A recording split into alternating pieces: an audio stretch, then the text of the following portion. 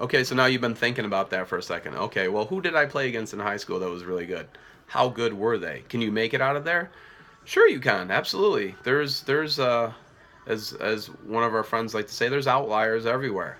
Um, Not that many, but there's outliers. So, and as an outlier, you might be that person that made it out of wherever for football, or but you probably went to a camp or a combine or somebody's individual summer camp or an ID camp or a showcase, something along those lines. You probably did that. If you didn't do that, good for you. Like, you're the exception to the rule. If you came from a huge school that has had previous high level talent before, good for you. Like, you are the exception to the rule.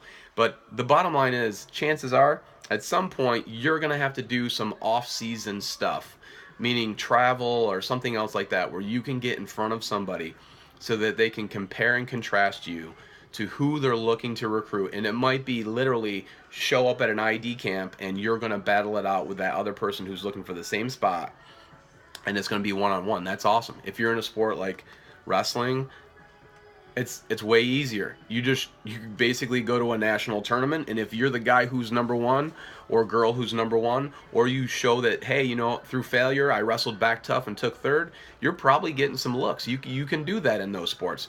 In team sports, it's a lot more difficult. So be aware of the fact that how you're trying to do what you're doing will impact what you're hoping to accomplish. If your goal is to be a scholarship athlete at Division II, Division One, or NAIA, and that doesn't mean you're getting full tuition paid for, that just means to be a scholarship athlete, or even just to play at that level, to be a walk-on or whatever, you're probably going to, at some point, you're going to have to focus a little bit more on one sport.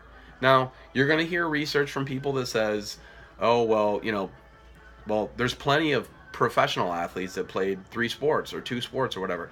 Okay, you're probably, don't take this as a disrespect, just take this as appraisal to the people that I'm mentioning.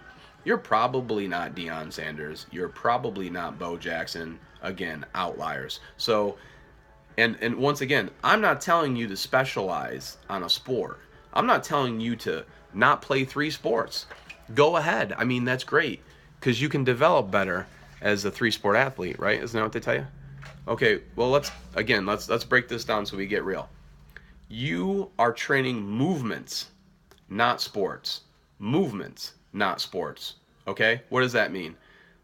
In each individual sport, like, the catcher doesn't do what the pitcher does in softball or baseball. Nobody's foolish enough to say that. They're going to have different wear and tear. They're going to have different fatigue. And on one team versus another team, it's going to be different.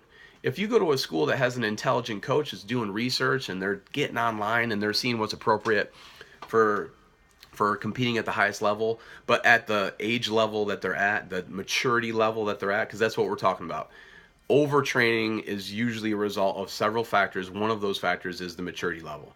And females mature earlier than males. So those numbers for like male gymnastics and female gymnastics, the specialization time and the window to peak is different because that's a fact. It's science.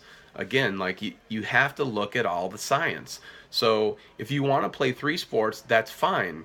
Then if we're talking about development, then we're talking about before age 12, typically, maybe before age 15. But what we're talking about is different movements. So if you play volleyball and you play basketball and you play track, you run track, and you're a high jumper or whatever, tell me what kind of movements you're diversifying in. I mean, let's be honest. You just did the same thing for the most part within reason for 3 straight seasons. So when was your downtime? When do you get to recover? Explain to me that.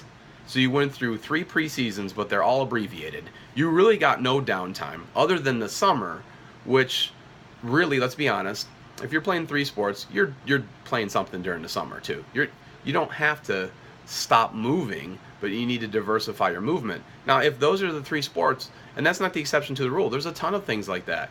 If you're in contact sports, if you're in 3 contact sports, start paying attention to the research. The light head trauma consistently without proper recovery and oxygenation and all this other stuff nutrition wise, without that being like taking place, you're in trouble.